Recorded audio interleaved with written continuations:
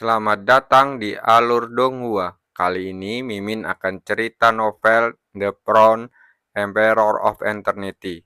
Sebelum mendengarkan, jangan lupa subscribe, like, komen, dan share ya, biar Mimin tambah semangat. Selamat mendengarkan. Melanjutkan episode sebelumnya, saat pil hitam itu tergantung di depannya, dan Cukwang yang tidak bisa menahan senyum kegembiraan di sudut mulutnya. Beberapa seni bela dirinya yang kuat menghabiskan banyak tenaga dan tidak dapat digunakan terus-menerus. Dengan Ping Lingwu ini, dia dapat memadatkan seni bela diri terlebih dahulu, lalu menyimpannya di ruang khusus. Ketika di masa depan dia kelelahan karena melawan lawan yang kuat, dia akan dapat menggunakannya untuk meraih kemenangan terakhir. Dengan pikirannya yang membara karena kecemasan, Zhou Guangsheng melambaikan tangannya, lalu mengambil piring ibu yang sangat berharga. Seharusnya ada satu lagi. Dia menatap ke kedalaman pusaran, tempat fluktuasi yang sama berasal. Sambil memikirkan hal ini, dia melambaikan lengan bajunya, dan kuali dewa obat pun mengeluarkan suhu tinggi yang mengerikan, lalu menarik pil mutasi ke dalam pusaran. Lalu seberkas cahaya dengan cepat melepas keluar, lalu menyerbu ke dalam kuali dewa obat. Kecerdasan pil mutasi ini masih sangat cacat, jadi dia bisa memasukkannya ke dalam tungku alkimia hanya dengan menggunakan sedikit trik. Kalau tidak, dengan kekuatan spiritualnya, sekalipun dia berusaha sekuat tenaga, dia mungkin tidak akan mampu memurnikan Pelingwu. Menyaring, Zhou Guangsheng berteriak pelan, tatapan matanya menjadi lebih fokus. Dia mengarahkan kekuatan kuali dewa obat hingga titik ekstrim, memurnikan Pelingwu di dalamnya. Setelah setengah jam, kuali dewa obat berangsur-angsur mulai stabil, dan sebuah pil hitam terbang keluar darinya dengan aroma pil yang kaya menyebar. Itu benar-benar Pelingwu. Zhou Guangsheng tersenyum ringan, lalu menjentikan jarinya. Dan pil spiritual hitam itu terbang keluar dan mendarat di Liu Fi. Setiap orang hanya boleh minum satu Pelingwu. Pil ini untukmu, katanya sambil tersenyum manis. Terima kasih. Mendengar ini, Liu Fei melirik Pelingwu yang melayang di depannya, lalu tersenyum tipis dan menyimpannya. Zhou Guangsheng juga tersenyum, dan saat dia menoleh, sungai di depannya tiba-tiba mendidih, dan aura yang kuat menyebar ke tepi kedua sisi sungai. Apa yang sedang terjadi? Wajah semua orang langsung berubah. Kekuatan dahsyat itu membuat mereka merasa takut. Wajah Zhou Guangsheng tampak serius. Matanya tertuju pada bagian terdalam pusaran air, di mana tampak sebuah bayangan hitam besar bergegas naik ke permukaan sungai. Aku ingin tahu, pel mutasi bermutu apa yang memiliki sifat sekuat itu? Dia tidak dapat menahan diri untuk tidak mengepalkan tangannya. Dilihat dari situasi di depannya, suara yang dia buat tadi telah membuat khawatir pel mutasi di dasar sungai. Apa ini? Tiba-tiba mata Zhou Guangsheng terfokus pada sesuatu. Kini saat jaraknya makin mendekat, dia sudah dapat melihat dengan jelas benda apa itu. Terlihat seekor makhluk aneh menyerupai banteng liar berlari cepat ke arahnya. Kemanapun ia lewat, angin kencang berhembus keluar, lalu membesar ukuran pusaran itu hingga 2 kali lipat. Pil mutasi macam apa ini? Zhou Guangsheng tampak sangat terkejut. Bahkan dia merasakan kekuatan yang amat dalam pada pil mutasi yang begitu kuat. Tepat saat ini, pil mutasi yang tampak seperti banteng liar itu tiba-tiba melompat, lalu menabrak kuali dewa obat. Terdengar suara keras saat bertabrakan, dan kuali dewa obat pun bergetar hebat. Ukurannya meningkat pesat dan berusaha menelan pil banteng barbar itu. Ekspresi Zhou Guangsheng tiba-tiba berubah. Adegan sebelumnya jadi begitu cepat, sehingga dia bahkan tidak sempat untuk mengambil kembali kuali Dewa Obat. Bukannya dia tidak ingin memurnikan pil mutasi yang sangat kuat ini, tetapi kekuatannya terlalu kuat. Ia khawatir kuali Dewa Obat tidak akan mampu menahannya. Dan pada akhirnya, ia akan kehilangan kualinya, yang mana akan menjadi suatu kerugian. Sialan, ini masalah. Cukuangseng menggertakkan giginya, dan hanya bisa menggunakan seluruh kekuatan mentalnya untuk memurnikan pil mutasi di dalam kuali Dewa Obat. Kuali Dewa Obat pun bergetar hebat, dan kekuatan di dalamnya melonjak hebat, terus-menerus menghantam dinding bagian dalam kuali Dewa Obat. Serangkaian suara memekakan telinga datang, membuat kelopak mata Cukuangseng langsung berkedut. Bajingan ini, bukankah dia tak akan menghancurkan kuali Dewa Obat? Bantu aku! Cukuangseng berteriak pada Dahoshi dan yang lainnya. Semua orang langsung mengangguk, dan masing-masing mereka menggunakan kekuatan ke pinggiran kuali Dewa Obat. Melihat hal ini, Cukuangseng mengubah segel di tangannya, yang memungkinkan dia mengendalikan kekuatan, membentuk lapisan demi lapisan penghalang yang melilit bagian luar kuali Dewa Obat. Namun, pendekatan ini tidak dapat secara langsung membantunya untuk menyempurnakan pil banteng barbar. Namun, hal itu dapat membantunya mengurangi kekuatan ganas yang bocor dan memperoleh peluang keberhasilan yang lebih baik dalam memurnikan pil tersebut. Cukuangseng langsung duduk bersila. Segel di tangannya berubah lagi, dan dia tidak berani bersantai sedikit pun. Berlatihlah untukku, ia terus meraung dalam hati. Butiran-butiran keringat halus bermunculan di keningnya, membuat butiran-butiran sebesar kacang menetes ke bawah, yang membasahi bajunya. Permurnian semacam ini sungguh sangat melelahkan secara mental. Lambat laun, seiring berjalannya waktu, Cukuangseng merasakan sakit yang menusuk di otaknya. Seakan-akan seluruh kepalanya akan meledak, menimbulkan rasa sakit yang tak tertahankan. Namun saat ini, betapapun banyak rintangan yang menghadangnya, ia hanya bisa menggertakkan gigi untuk bertahan. Sebab jika dia menyerah, kuali Dewa Obat mungkin akan rusak. Dia jelas tidak ingin melihat konsekuensi seperti itu, kecuali benar-benar terdesak. Sempurnakan, sempurnakan, sempurnakan. Cukuangseng meraung di dalam hatinya. Pada saat ini, dia hanya fokus mengerahkan seluruh kekuatannya untuk memurnikan pil mutasi itu. Ketika pemurnian ini berlanjut selama jam ketiga, frekuensi guncangan gila di kuali Dewa Obat akhirnya melemah sedikit. Tetapi kekuatan dahsyat yang terpancar darinya masih sangat mengerikan. Sialan, kalau begini terus, bahkan jika aku menggunakan seluruh tenaga mentalku, aku tidak akan bisa memurnikan pil mutasi ini. Cukuangseng bergumam dengan wajah yang suram. Aku harus memikirkan cara lain. Tepat saat dia sedang kesusahan, tiba-tiba terdengar suara mendesis yang membuat ekspresinya terkejut. Itu ular emas kecil. Mata Cukuangseng langsung melotot. Semenjak ia mendapatkan ular emas kecil ini, ia hanya makan dan tidur, dan hampir tidak melakukan hal lain. Mungkinkah dia akan menyerap kekuatan dalam pil mutasi ini? Matanya langsung berbinar. Lalu dia membuat sebuah retakan muncul di hadapannya. Seekor ular emas kecil terbang keluar dari retakan itu. Saat berikutnya, ular emas kecil itu mengayunkan ekornya, lalu menyerbu ke dalam kuali Dewa Obat. Begitu ular emas kecil itu masuk, pil yang bermutasi itu mulai meronta lebih kencang lagi. Akan tetapi, perjuangan ini hanya berlangsung sesaat sebelum menghilang dengan cepat. Itu benar-benar berfungsi. Cukuangseng cukup tertegun, dan ekspresi kegembiraan segera muncul di matanya. Ular emas kecil ini sungguh kuat.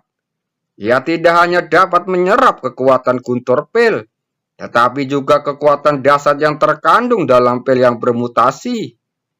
Sekarang, akhirnya aku bisa menyempurnakanmu. Cukuangseng menatap kuali dewa obat di depannya dengan senyum lebar di wajahnya. Setelah Cukuangseng mendapatkan bantuan ular emas, sekarang menjadi jauh lebih mudah untuk menyempurnakan pil bermutasi ganas ini. Hanya dalam waktu setengah jam, aura ganas yang terpancar dari kuali dewa obat menghilang, lalu digantikan oleh suasana yang lembut. Berhasil. Mata Cukuangseng terbuka lebar, dan ekspresi yang memperlihatkan kegembiraan yang tidak dapat disembunyikan. Dia dapat memurnikan pil mutasi yang sangat kuat itu dengan mudah. Memikirkan hal ini, dia masih merasa sedikit terkejut. Saya benar-benar harus berterima kasih kepada ular kecil itu. Dia tersenyum dengan sudut mulut terangkat. Pada saat ini, pil mutasi itu telah disempurnakan. Seekor ular kecil berwarna emas terbang keluar dari kuali dan langsung berubah menjadi cahaya kemasan dan melesat ke dalam ruang pemanggilan. Tertidur lagi, Cukuangseng menyelidiki pikirannya ke dalam ruang pemanggilan dan melihat ular emas kecil itu tertidur lelap. Sudut mulutnya tiba-tiba berkedut. Ular kecil ini benar-benar suka tidur. Sambil menggelengkan kepalanya, dia tidak dapat menahan rasa sesal di matanya.